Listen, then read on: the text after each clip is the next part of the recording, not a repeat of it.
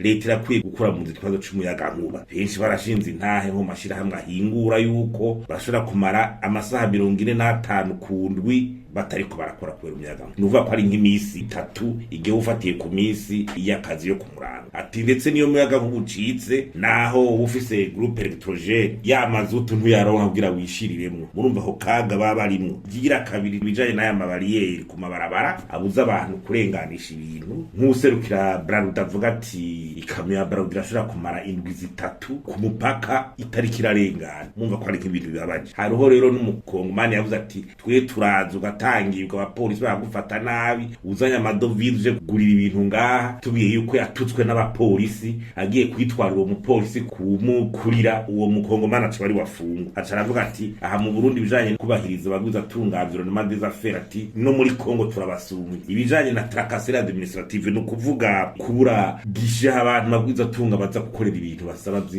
impapuro nyinshi bakadisaba ahantu hasanzaye zimara umwanya hategeza kuba gishe imwe n'ama procedure kuvuga ingene abantu bakora ico gikorwa bakikaba kizwi bakaja ahantu hamwe ku biro bimwe babisabira bikanyaruka ndetse na oberi kaborohereza mu bintu bategeza ko ariko barakora bagasaba kandi na leta yuko yosubira gufasha ibanye nkuru y'igihugu yofasha amabanki akaja hamwe kugira baze bararonka ideni gihuta bishobora kubafasha gukora imigambi yabo. Ikindi ni BBN iki kigo kiraba ibijanye n'ibihingurwa ko bikwije vyangombwa ati nikibakingira abantu binjiza ibintu bidakwije vyangombwa mu gihugu bikaza kononera abagwiza tunga ariko barahingura ibintu bifise ivyangombwa bikwiye ndetse ugatusanga BBN bavuga yuko abayirongo atabakozi bakwifise atavyangombwa ifise materiel atabuhinga ndetse n'abategetsi bamwe bagashaka kuyikoresha uko bavyumva. Ikindi ni ikikemu c'amadovize bavuga bati amadovize yushora ibintu hanze yagwiza kuba yaba akaja mu mabanki abakongomani barasaba ko buguza n'amakonti handovize